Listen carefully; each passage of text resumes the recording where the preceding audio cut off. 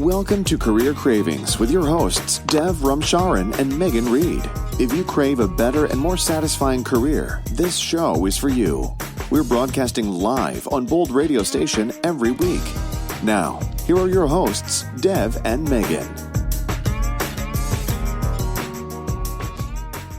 Well, good evening, everyone, and welcome to tonight's episode of Career Cravings. I'm Megan Reed, and I'm here with my co-host, Dev Ramcharan, and we're both coming to you live from Toronto, Canada. We're here tonight with our guest, Phil Jarvis, and he is speaking with us from New Brunswick, Canada, so he's a few time zones away. And tonight is a really important episode. It really hits to the core or to the heart of the purpose of Career Cravings, which is really to give people and give you, the listeners, insight into different careers and how they play out in real life. And it's all really about that coming to a good understanding of what different careers are really all about in the world that we live in. And so this is a really important episode, especially for parents out there to be listening to, because we're going to be discussing the education system in Canada and some of the changes that Phil and others that are working closely with him would recommend be made to the education system. And we'll also touch on why these changes are so important for our youth and really Canada as a whole. So before we dig into all of this important content, I'd like to welcome you to the show, Phil. Well, thank you, Megan. You're welcome. To start off tonight, can you just start by telling the guests a little bit about your career path and a few of the highlights along the way, just so they have a sense of who you are and what you do and the path that you came along to get to where you're at? Yes, I'd be very happy to. So I'm originally from British Columbia. I was born in Nanaimo and sort of went to school, grew up in South Burnaby, British Columbia. And as I graduated, and I, like so many kids, had the occasional assignment of what are you going to be when you grow up, and the constant questions from all adults, and advice from a counselor that, I was a male and I was an honor roll student, so obviously I should be an engineer. I kind of took that at face value and got accepted into the military college system in Canada and graduated. 5 years later, 3 years in Saint Jean, Quebec, and 2 years in Kingston, Ontario, at the Royal Military College, and then I was commissioned officer in the armed forces for about 6 years after that, and it was really quite amazing. I mean, I was chief mountain climbing instructor for the Canadian Forces in Banff, Kananaskis, Lake Louise. I did adventure training trips and survival trips in the Canadian Arctic, served with the United Nations in Cyprus at the time. And really it was a great cowboys and Indians life that I was enjoying, but my young wife wasn't too excited about the fact that I was gone all the time, and she wasn't that comfortable in the officers' mess with the officers' wives. So I basically left the military and joined the federal government in Ottawa in a program. Well, employment and immigration was the department. And my first mandate was to develop information and by the way, I went there because I wasn't sure what I wanted to do when I left the mill. I still wasn't sure what I wanted to be when I grew up, even though I had a degree now and a commission in the armed forces. So I joined a group called Occupational and Career Analysis and Development in headquarters in Ottawa and produced career information, first in print media, and then suggested that information could be computerized, and ended up developing a computer system for 550 employment centers across Canada called Choices. And it turned out to be, when I finished developing the program, I was invited to present on the program in Washington, D.C. to Americans. They were so impressed that I got an invitation soon after that to go to Florida and present at the Super Bowl of computer systems. So the 6 major U.S. systems at the time. Now remember, this is late 1970s. We're talking mainframe computers hooked up via acoustic couplers and telephones and so on. A whole different world entirely. we all have much more power in our smartphones than 100 of those big mainframe computers we were using back then. But they did. 350 educators from across Florida had a chance to listen to the developers of each of the 6 U.S. systems and the Canadian system, and actually sit at a dumb terminal and interact with the computer. And at the end of a couple of days, 93% of them voted to adopt the Canadian system, not any of the American systems. So Florida was the first adoption of the system. North Carolina was the second, Kansas was the third, and then all of a sudden Canadian provinces, where we actually developed this and piloted initially, decided the Americans like it must be pretty good. So, and then it basically went across Canada. And I had the pleasure of working with education departments everywhere across Canada and many U.S. states, and ultimately in Holland and other countries as well. So that was the start of my career, and I got into the career business really because I didn't know what I wanted to do myself, and I thought researching careers might be a good way to find out. From there, I went on to the government. It was a very short Joe Clark government, 6-month government back then in the late 1970s that decided it was going to privatize as much as it could, and it did manage to privatize this computer system, Choices, that I created. And 3 months after the company, of the 46 that competed, the company that won that came to me and said, "We don't know what to do with this. Would you join us and head up our research and development and marketing?" So I left the federal government, went to a $500 million a year company, Canadian company, and spent 10 years with them, mostly in Canada and the U.S., but and developing that into a $20 million a year business. So, and eventually all schools in Canada, and it was privatized basically because K-12 is not a federal jurisdiction. I was with the federal government. They couldn't justify constantly supporting, and educators decided they wanted this even more than employment counselors in these employment centers across Canada, because it actually slowed down the process for them. They really had to help people prepare for the computer system and think hard about what came out of the computer. Otherwise, it was garbage in, garbage out, and that slowed down the process. And of course, managers were incented based on the number of people their staff saw every day, and this slowed things down. So it didn't go all that well in employment centers, although the service was much better for the clients. But the schools just gobbled it up. So literally, that program went to virtually every school in Canada, English and French, every province and territory, and I stayed with it for 10 years, and then frankly got tired of the company constantly saying we need more money. So I came back and proposed something that I was thinking would be called the Canada Career Information Partnership, a coalition of the federal government and all the provinces and territories to collaborate, because I've discovered early in my career that if it comes from BC, Alberta doesn't want it. If it comes from Ontario, not everybody in Ontario wants it, but nobody else wants it. And so the only way to beat that, and I found that with Choices, was engage them all in building it so they all have bragging rights in it, and it has features that they felt were really important for them. So the idea of the coalition then was to, the litmus test on any project for this coalition, funded by the federal government, but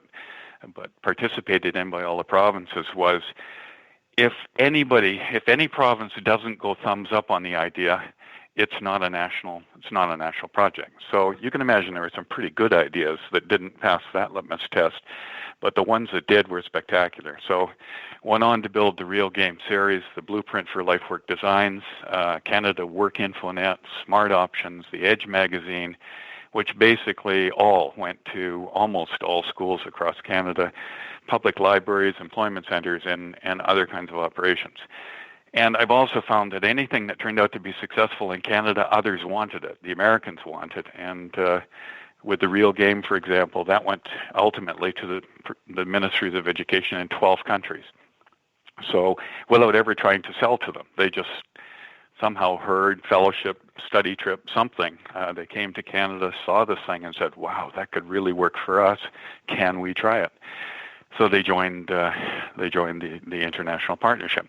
So that went well until the federal government changed, priorities changed, and funding dropped. And with those projects, we had never figured out, that was through a not-for-profit partnership, basically how to make them commercial, and we weren't interested in it. We thought it was basic public service, helping all Canadians, students and well beyond students, to get some sense of future direction and where their next stepping stone might be, in their life path. And so when the government funding died, all of those initiatives kind of withered. They're all still going one way or another in a number of places across Canada, but lost a lot of momentum when the federal government pulled out, and then the provinces had a hard time justifying staying in since it was their jurisdiction anyway, so they just went their own way. So this is really, and then I joined Career Cruising as those things were going down, and I've been part of the executive management team with Career Cruising for the last 5 years, nearly 6 years actually, and that's the premier online computer-based career database and learning database in Canada, and the number one program in the United States, actually, even though it's a Canadian program, 100% based out of Toronto. But now I've decided that I really like to focus what's left of my career, and it's been a long and pretty good one, on back to the not-for-profit again, and reigniting that flame for collaboration across Canada. We don't have a national Department of Education. We have no national leadership in education. We have 13 jurisdictions all trying to reinvent their own wheels.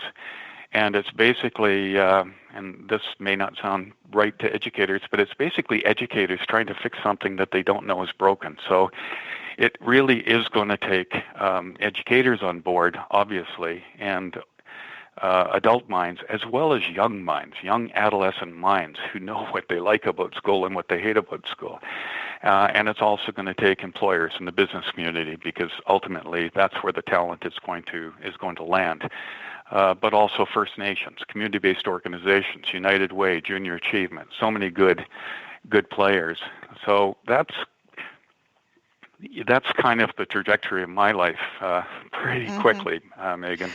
Well, that is a great summary, and I really think it gives our listeners a flavor of the experience and authority you have around the conversation we're going to have tonight. So I'm excited that you shared all of that, and I think just to highlight Career Cruising, if parents or students aren't aware of that program, they should check it out, because it is a wealth of information about various careers that are out there, and we know that exposure to different careers really impacts the choices students make. So it's one really useful resource. So before we dig in, though, to kind of your purpose now and where you're focused, Phil, what I'm hearing through your career is you have a lot of various experience, from being in the armed forces, then going into federal government. You're developing computer programs, you're marketing. You've had a lot of different changes around your life, and it sounds like some of them quite strategic. I'm not sure if all of them were that way, but how did you find your way to what it is that you want to do now? How do you know this is where it's at for you at the end of your career? The most satisfaction I've had in my career has always been in basically venues or opportunities where amazingly passionate, bright, experienced, capable people come together to innovate, to create something new.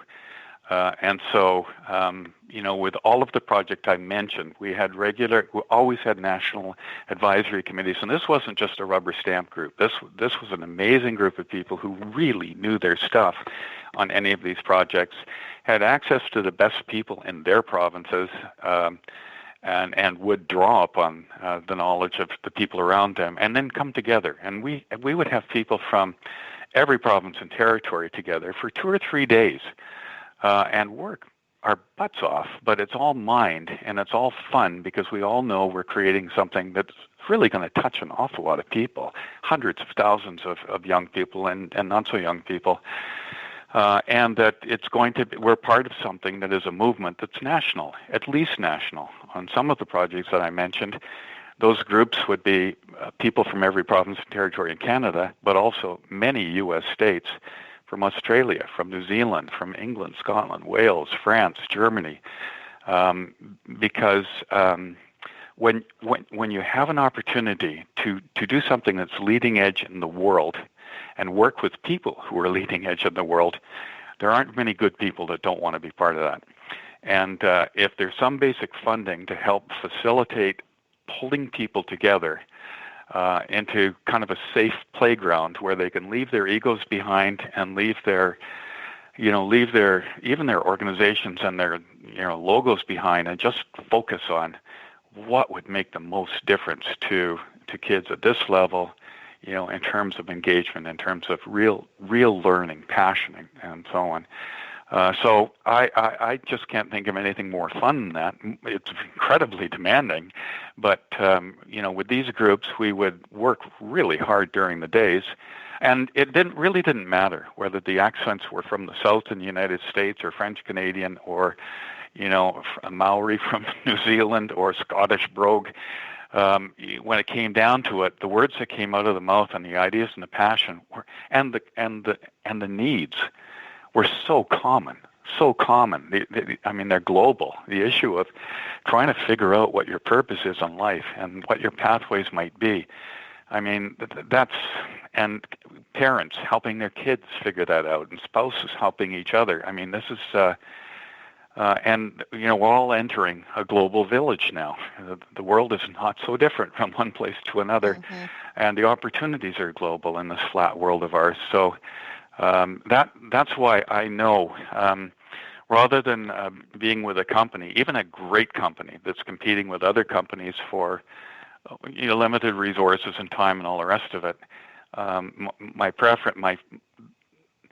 the most rewarding times in my career have been working with partners and coming up with something brand new and testing it together concurrently everywhere across Canada, and then getting feedback from students, teachers, parents, community members, and so on, building that into an even better version than what was piloted, and then giving it to the provinces. And then you don't need sales reps, you don't need much marketing, because it is the Department of Education, after all, that has been the champion in each of the regions across Canada. So they draw on their networks for implementation, for training, support, promotion, and so on. And you can reach so many more kids, so many more classrooms, so much quicker if the whole country pulls together. Bill, what's really encouraging is the passion and the obvious warm concern that underlies the work that you actually do to be able to help kids or help people across the country. You talked about innovation. There's something that's a development that causes some concern at the same time as it presents limitless possibilities, and that is the impact of artificial intelligence as far as people's careers are concerned. So I work in an IT division at Toronto Dominion Bank, and one of the VPs I've reported to indicated to me. He said, he's been advising his kids who are teens and preteens, do not choose any kind of a career whatsoever that a computer or a program could replace you in. So have you, as you've been developing the overall framework, the infrastructure, the system that you're working on, been taking on board some of the transformation of the workplace that could be occurring with AI? Absolutely. That has to be bottom line. We all hear so often now that the careers that middle school kids, 50% of the careers that middle school kids will be entering don't exist now. But a lot of that is going to be through, technology and innovation, and it's just accelerating. So you're right, with artificial intelligence becoming more and more prominent, smart machines, robots replacing humans, they're doing that in in work roles that are very precise. Often they're predictable, they're repetitive tasks, and machines can do them. They can do them for 24 hours with maybe an oil change occasionally, but they don't get headaches and they don't need breaks and they're never hungry. So, I think it's good advice not to target tasks in any industry that are just absolutely repetitive and don't take a lot of creativity. Because at one stage or another, whether it's driving vehicles or whatever, where technology can take over, it's going to try to. Whenever there are there are strategic advantages, cost-wise, time-wise, productivity-wise, and so on, we will be pushing to make operations more productive, obviously. So, I think the key word there, Dev, is creativity, and we need kids, we need people. I mean, adults in the companies that they're working with right now. How often are we hearing "think out of the box"? And yet we put kids in boxes called classrooms and give them prescribed, kind of arbitrary content. And we say, sit there for 12 years, and when we fill your heads with everything that you're going to need, we'll turn you loose. And that's absolute. I mean, we've got Google now. We've got Siri. We've got lots of ways to get instant answers. We don't have to lose too many bets anymore because we can check very quickly. So the idea is we've got to get kids thinking. And the irony is that kindergarten kids and primary school kids are far more creative than adults. In fact, student engagement, emotional engagement with school starts in the primary grades at around 80%. I mean, there's some kids that just don't really want to be there, but they are. They have to be. And then it goes down. By the time students get to high school, emotional engagement, really, I'm into this, learning thing, is down below 50%. Actually, it's sitting at around 44%, according to Gallup surveys and other, student wellness surveys that have been done very recently. So, and that's because students aren't necessarily learning. There's a lot of play going on in the primary grades. There's a lot of playground time going on. There's a lot of activity. And we know with adolescents, for example, that for one thing, starting them off at 8 o'clock in the morning is not great for teenage brains. For another thing, having them sit in class all day, class after class after class, is a killer for adolescent brains. So they need to be up and running and moving around and doing music, art, and physical education and engaging in activities that get them up, working with each other, talking with each other, moving around the classroom, leaving the school entirely and going out into the real world as often as possible, or having the real world come into the classroom to change the pace of the teaching that goes on. So we're now, the education system now is really not about preparing. I mean, it thinks it is, but it's not really about preparing kids for life after school.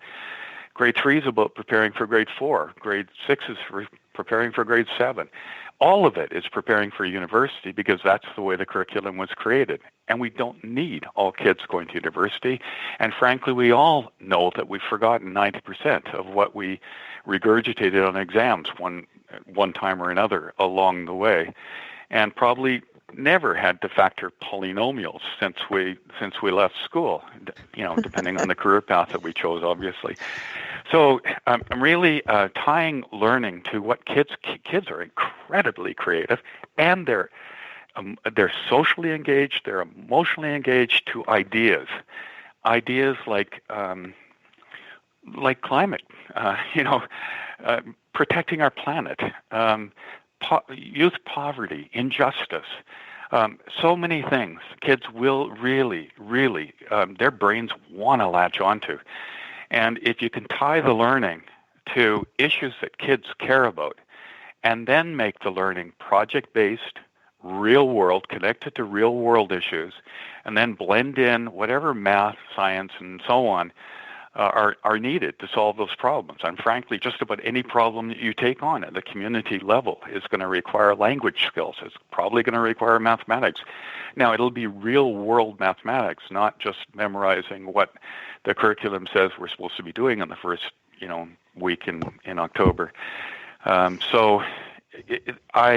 a long, rambling answer, Dev, but the key is creativity. And our system is not about creating creative kids. Actually, it makes kids afraid to put up their hand because they might have the wrong answer by the time they've got to high school.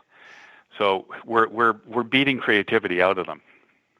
Some of the things that you're saying harmonize so beautifully with Carol Dweck's ideas in connection with how kids can think and be able to master areas that normally they would feel unable to. So AI seems to be pushing in the direction of something that you're actually ahead of the curve on and readying people for, which is the fact that a career is going to require more than ever and more than anything else, creativity, the ability to collaborate well together, to collaborate internationally as well as nationally and locally, and also the ability to think about problems that will only be able to be solved through high degrees of emotional intelligence. Yes, some of the underpinnings of math and science and language and so on and so forth, but above all else, the willingness to make mistakes, to find out through trial and error, and to discover and invent solutions to some of the major problems that are emerging more and more worldwide that affect all of us. So this is incredibly exciting stuff, and it certainly takes us past the stupidity of the by-rote education that most of us were tortured through most of the years of our early education, and to some degree in post-secondary education likewise. So it's amazing stuff that you're working on. Megan, what do you think? Well, I think really the counterintuitive part, like Phil mentioned, is that the younger the children are, like elementary school age, they have this natural curiosity, creativity, innovation, and that is down to the neurological level. I'm a science type of person, and so knowing that neuroscience shows us that children at a younger age are more creative, you would think, the more academically intelligent someone is, the more creative they are, which is not the case. As Phil said, as kids age and get into the high school system, that creativity decreases. And so I think really it's overall looking at what is the purpose of the education system. And from what Phil's saying, and I agree, the purpose of the education system should be preparing children to enter the real world, to enter careers that are going to be at their fingertips when they graduate, which, as we discussed, may or may not even exist yet. And all of the ones that are more rote, repetitive types of tasks within careers, the machines are going to be doing those. And so we need that creativity, and we need to nurture that creativity.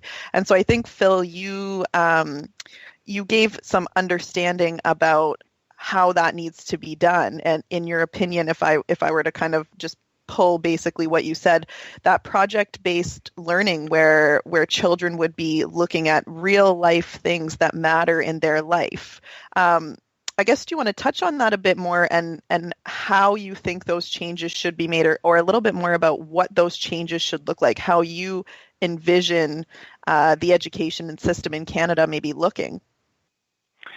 Yeah, I think this is tough. This is tough on the education system because the people who ended up, well, for one thing, educators get to sit in one side of the classroom for 12 to 16 years before they stand up at the front of the classroom. So they get on-job training and work-based learning for a long period of time. They know exactly what it is to be a teacher, a good one and a not so good one, because they know the difference. And teachers. Teachers have gone through the education system. They successfully, got over all of the hurdles, and then basically came back down to the level that they were most comfortable at. and change positions in the classroom. So the education system largely doesn't know it's broken because it is the world that the teachers experienced. It worked very well for them, and they're back in the classroom now and just perpetuating all the good that they saw in education. And if the whole 16 years is about learning what you're going to be teaching, or a small slice of it that you'll be teaching, I guess that's good. But and I do believe, some teachers decide along that journey that they're passionate and they love this. They just want to be a teacher. And you talk to young kids, because all of us as adults ask every kid we run into, what are you going to be when you grow up, one way or another. And a lot of them will say teachers because they see teachers, or they'll see doctors or nurses. They'll talk about the careers that they've had some exposure to, which is only a very small slice of everything that's out there, obviously. And teachers are used to bells ringing at the same time, and students all lined up in rows and all the same age in the same class, assuming that they all are passionate for the same algebra at the same time in their life. And so it's, change and marks are critical. And that's how we score this. That's how the education system defends itself. PISA scores and whatever, and Canada's pretty good at teaching people rote learning and managing to keep enough in their heads long enough to do reasonably well on the exams. But that does not prepare them for the world of chaos and change. It doesn't prepare them to tackle the really big issues that we're facing around the world now, with countries lining up to blow each other up again, which just makes no damn sense at all. And kids dying and poverty, and that's in our own country amongst Aboriginal communities that don't have fresh water. I mean, there are just so many real issues that those adolescents, and by the way, adolescents are so much smarter than we give them credit for. And we were at that time too. We weren't given credit for it. But, in some of the programs that I've created, I've been involved in helping create across Canada, that real game. I mean, it's a program where kids step 15 years into the future. They take on an adult role. They don't choose it, because one of the lessons is if you don't seriously think about your future, you're going to just drop into something, which is the way 80% of the adults working now, they didn't end up doing what they're doing through really strategic planning and research. They just bumped into things, people and events and opportunities and bad news and good news, and they are where they are. So these kids, playing this game, imagining themselves off in the future, they would buy a house, they'd buy a car, now if they're role paid enough, they would, but first of all, they'd dream about the house and car and neighborhood they wanted to live in. They'd create a virtual community. They'd pick their houses, and then not too far along, they would actually get their job, and they would get their first paycheck, and they'd be stunned at how much was taken off in taxes and whatever. And they would decide whether or not they could afford that 5-acre ranch and the Maserati and whatever. And they're amazingly sharp at saying, "Whoop, I can't afford that. So I'm going to have to give up this, or I'm going to have to give up that. I'm going to have to set my sights a little lower." They settled into it. They budget time, money, values, passion, everything else. And then things happen during the game. This goes on for 2, 3, 4 weeks in a school, and longer in some schools. And at some point, they'll come in one morning, and there'll be a pink slip will be delivered to someone in one of the neighborhoods in the community. Might be an envelope with the principal walks in with, or an HR VP from one of the local companies, comes in and hands out a pink slip, and it's never the student's fault. We've just merged and we've had to downsize a little bit, and unfortunately you don't have the seniority, so you've been wonderful. We'll give you a terrific recommendation, but your job ends at the end of the month. And then they have to deal with that. And, amazingly, these kids who are 11, 12, 13, some of them will cry because they're so invested in a life that they've created for themselves, and it's totally imaginary, that this is just devastating when they lose their job. And you have to be careful not to do this to someone whose dad or mom just did lose their job, because it gets very personal. Anyway, what I'm saying is, then they brainstorm, what can you do about that? And those kids in that game are as wise as any group of adults I've heard around the water cooler in any of the employment settings I've been in throughout my life. I mean, put them in adult settings with real adult challenges and make it feel real enough that they buy in. They just totally buy in. They're brilliant. An example that good friends in Scotland told me about as they were adopting our blueprint from Canada for Scotland was a community in Scotland where they were going to have to change the right-of-ways and routing of roads and traffic and so on around an airport in Scotland. And, the city council and planners and consultants have been dealing with this for quite a long time. It was actually a grade 7 middle school class over there that came up with the solution. They just the problem was laid out exactly the way it was laid out for the adults, and the kids were able to think a little bit more out of the box and try a whole bunch of silly ideas, but a few pretty dazzling ideas. And the silly ideas weren't laughed at, and the dazzling ideas were just taken on by the whole group. And so we've got these little adolescent brains, and not even so much at the primary level where they're playing, they're definitely engaged in having fun. But, from grade 6 or grade 7 on, amazing brain growth can happen during that period if kids are engaged in things they give a damn about and they really care about. And then they can take on very difficult math concepts and science concepts and history concepts and so on when they're into that kind of a situation. And, math does not take 12 years to learn. I mean, we don't use 12 years worth of math most of our lives. So in the right context where kids are thoroughly engaged, they can do prodigious things.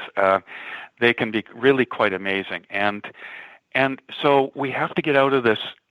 The teacher is at the front of the room, the dispenser of knowledge, flicking the pages on a textbook, deciding what content is going to be covered today, whether the kids are asleep or cared or still with the teacher or not. And it has to go more to teachers, basically deciding what is it. And by the way, ages, I mean, you can mix up kids in the 4th and 5th grades with kids in the 9th and 10th grades.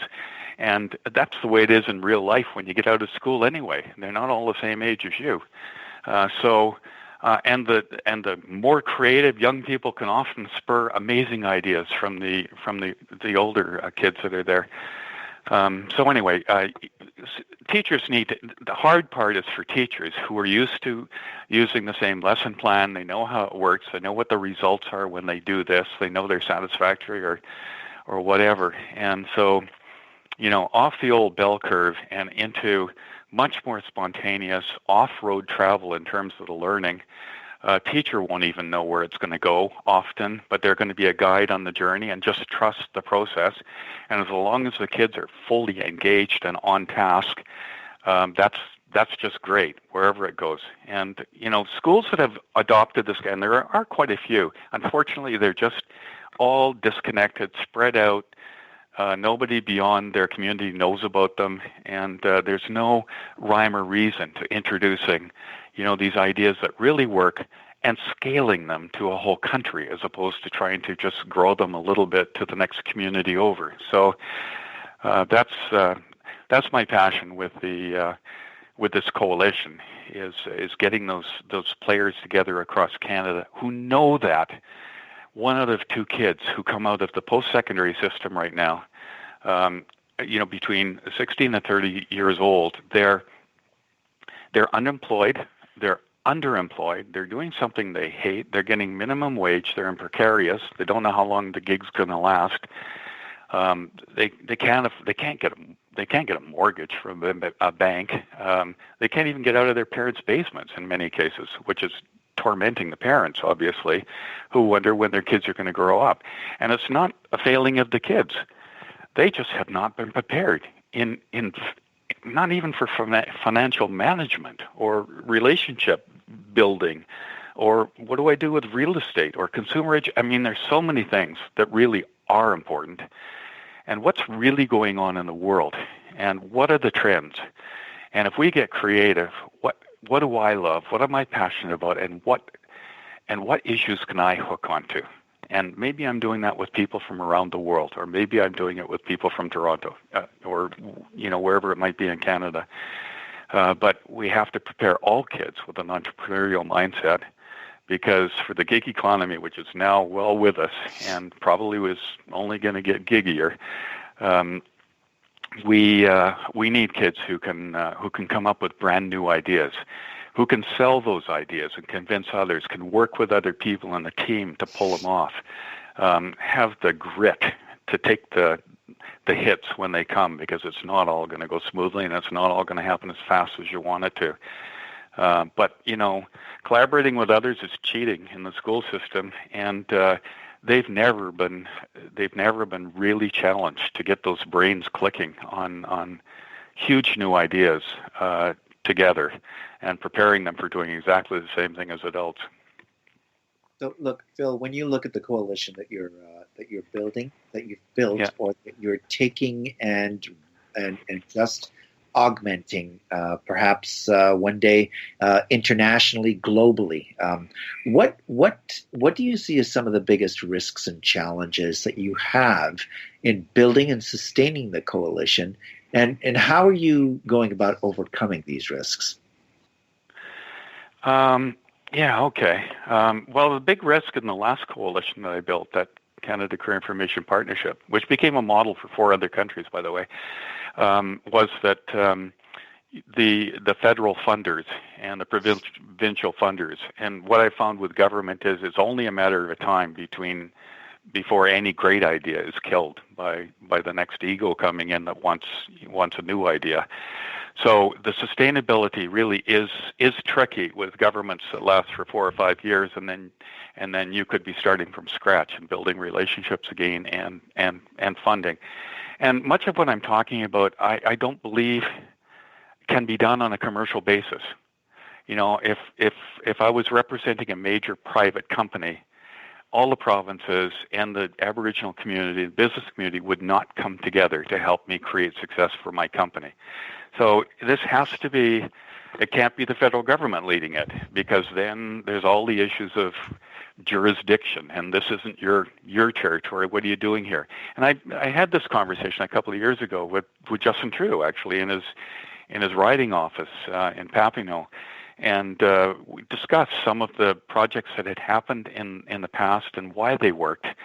And so his conclusion at the end of that conversation, which was supposed to be half an hour and went over an hour in his office, was so you're saying the role for the federal government should be a convening role in K-12 education. And by the way, you did say perhaps broader, Megan, and I think certainly it's the issues we're talking about touch Canadians of all ages. But my real focus is the K-12 system. We have no leadership, no coordination, no real coherence across the country. We have ministers who meet from time to time, share ideas, and then pass things on to their deputies and others who, will come up with 13 ways of either not doing anything with it or doing their own thing with it.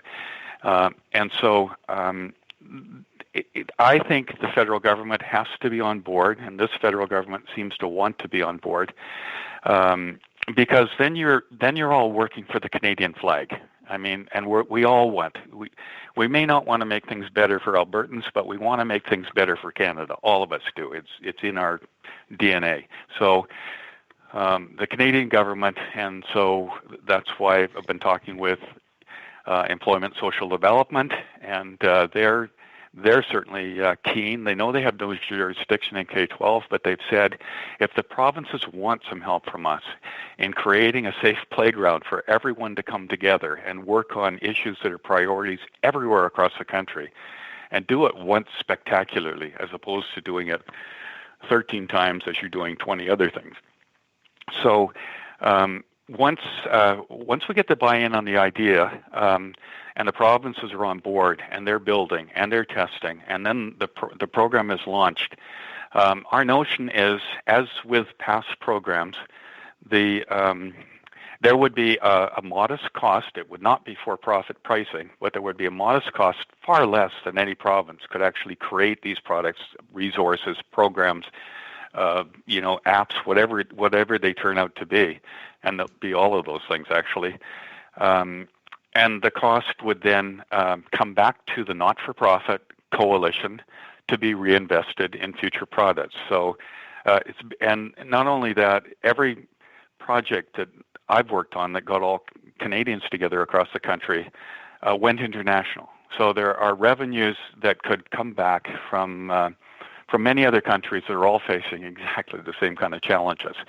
And the way we would start, Deb, would be there are a list of about 20 different projects where there are spectacular things going on in certain places across Canada that nobody else knows about. And so our focus initially would be on best practice. What things are happening now that are really working? And can we take that notion to an advisory group from across Canada, and with those advisors say, okay, that looks pretty fantastic, and we'd like to try it, but we'd also like to have it do a little bit of this and a little bit more of that. So you even take the best practice and make it better, and then pilot across the country, get the feedback from everybody involved, and make it better again. And then let it go through the departments of education, departments of labor, United Ways, community-based organizations, whatever, at baseline, not-for-profit pricing. So it's affordable for anyone. But again, there is a small return that comes back to the coalition, but it has to be reinvested in sustaining that product or building new products. Wow.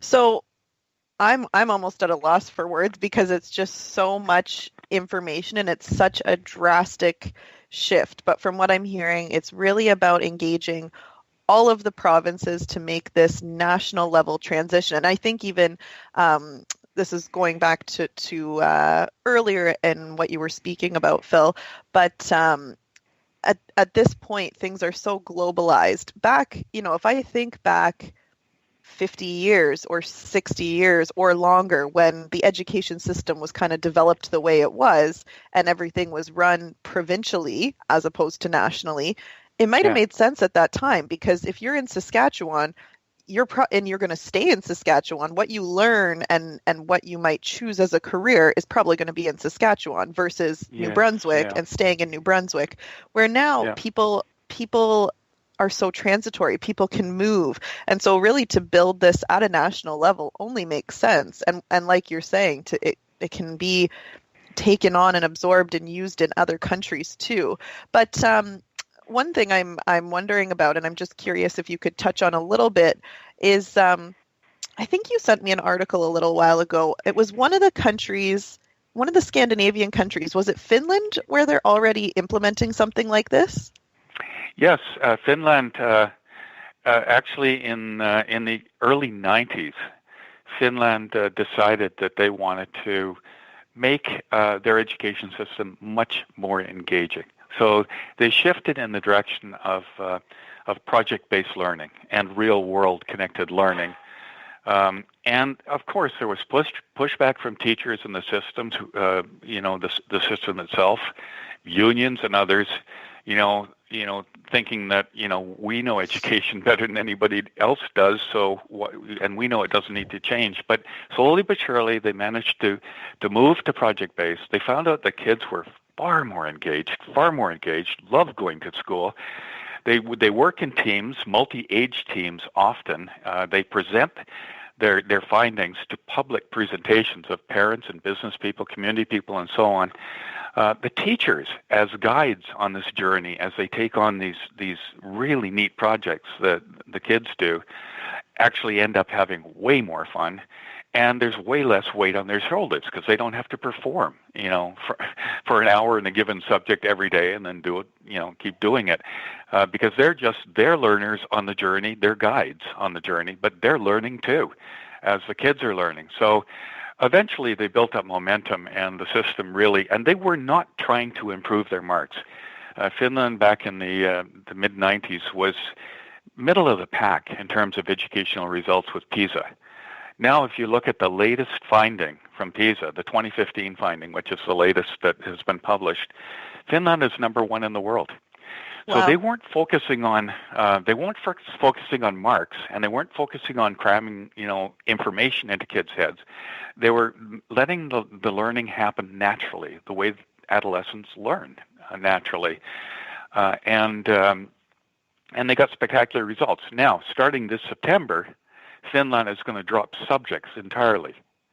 School will not be about math class and science class and whatever other class. It will be about learning, and it will all be about real issues, real problems that we as a world need to solve. And we might as well engage our adolescent minds when they're really, really keen on taking on big issues and actually coming up with solutions that go beyond what many of us as adults who've had the creativity beaten out of us, would come up with. We tend to stick to the patterns and the way things were. Finland has right up there with Singapore and Shanghai. They're right up at the absolute top of the pack now, and they weren't doing it to compete with the rest of the countries. They were doing it to get kids much more engaged and learning and get a thirst for learning going amongst the kids as opposed to just going through the curriculum every day.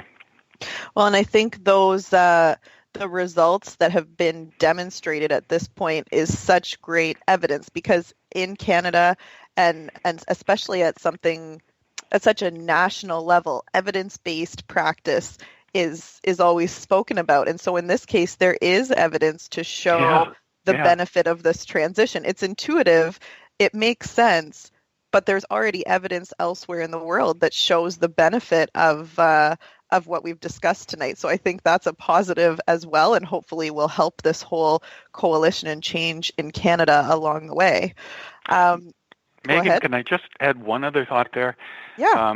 Another country I'll mention, because a lot of countries around the world are trying to emulate the Swiss right now. They're using the old German-Austrian apprenticeship model, but quite creatively.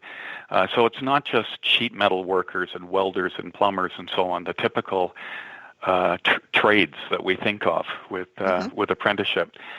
Every student from grade 10 on goes to school in the morning and goes to work in the afternoon in Switzerland.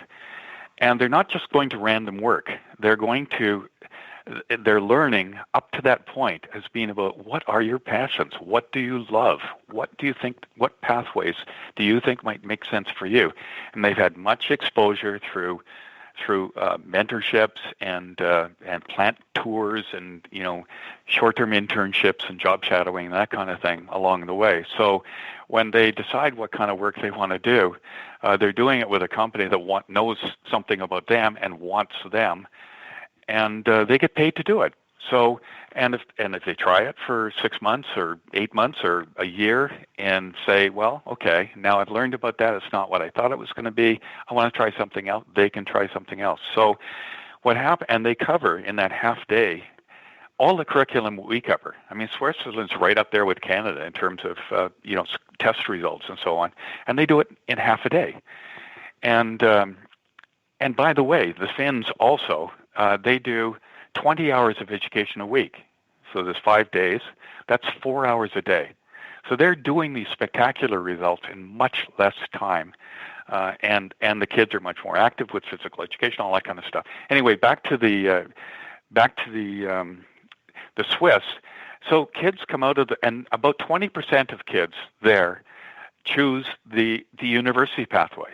And frankly, that's about what society needs in terms of careers that actually require specific university professional training and so on. The others are all going into banking, financing, physiotherapy, whatever it might be, and they're all doing these apprenticeship programs, and they're all getting paid. So when they graduate in grade 12, they've covered the same curriculum, they've learned everything and more, they've put it to work during the afternoon, and because they see the work relevance to their learning, they're more engaged during the morning. They have no student loan debt, and they have a job when they come out of school. So it's a smooth transition right into a good paying job in a good career field. And by the way, we've still got way too many people in Canada who think that a university degree is the entry ticket for a good job. We've got way too many students who've been going off to university just because they were following the herd and they didn't know why, and they came out the other end still not knowing why, but they've got a piece of paper and they've got a lot of debt, $25,000 to $35,000 on average of debt that they're going to have to deal with, and they don't know how to connect with a good job. So there are models, good models around the world. There are good things happening in Canada that we can spread. We can scale across the country, but we can learn from other countries as well. I completely agree, and I'm excited to see where this goes. And so in terms of the changes that you're looking to impact and looking to make at that national level with this coalition, if you were to envision this being successful and kind of consider timeline for these transitions, what's your goal, Phil, in terms of when you want to see these changes start taking place? Obviously, as soon as possible, but do you have a realistic timeline? Yeah, I think we're New Brunswick, where I'm based here, was actually the base for that Canada Career Information Partnership, and about 7 different pan-Canadian projects that went across Canada are used in schools throughout Ontario and everywhere else across Canada, and also went global. So we're seeing the Memram Cook Institute just outside Moncton, New Brunswick, as the likely home for this new coalition. It doesn't mean that New Brunswick's going to be running it, because New Brunswick will have no more say than any other province or any other partner. They'll just be on to learn like everybody else, and to create innovations that will make a difference for kids and teachers. Programs that teachers can use, that kids love, that obviously makes teaching much more fun for the teachers. I expect that we're going to have the coalition formed in the next few months, and I expect that we will be organizing a national summit of key players from across Canada before this year is over, and we'll be agreeing on the rules of participation in the coalition, commitments of the provinces, the Aboriginal community, other partners. What are the expectations? The feds would fund kind of a secretariat function, and also fund travel to bring bodies together. So because it's very hard to get out of province travel in many cases now for many people across the country. But when they do come together, their brains are for free to the coalition, which is what we really need, is the brains. And then the provinces would make a commitment that they would participate in building the innovations from specs right to prototype. They would pilot concurrently across Canada at the same time, so it's all of ours. It's not one province leading another. And they would then get back together as an advisory and decide based on the pilot results what different. So I do expect the summit to happen before the end of this year. I expect the first one or more projects to be rolling early in 2018. And I think by the time we've gone 3 to 5 years with this initiative, there are going to be people in every community in Canada that know about it and are excited with what's happening. And we will, just as we did with the Canada Career Information Partnership, attract attention from many other countries as well along the way. Excellent. And they will, and we'll invite them to come in and dream with us as we build these products, because we can use their brain power too. And then, so that's. So change is coming, and my only other thought is get those kids involved too if they're the innovative ones. Yeah. It's the Prime Minister's Youth Council, adolescents and young people across Canada. They're right in there with the adults with this whole thing. Perfect. Well, unfortunately, we are out of time for tonight's episode. We ran right to the end, and I think this conversation, it's just the beginning, like you said. Changes are coming. Yeah. And so I want to thank you so much, Phil, for joining us tonight and sharing your knowledge and what you have in store and what the coalition has in store for the education system in Canada. So thank you for joining us. I'm grateful for the opportunity to you, Meg, and to Dev. Thank you so much. You are welcome. And what I will say to our listeners out there, if anyone has questions or comments or ideas that stem from what you listened to tonight and what Phil shared, please do let us know. You can message us through the Canada Career Counseling website, Twitter, or Facebook. So we're always looking for feedback and ideas.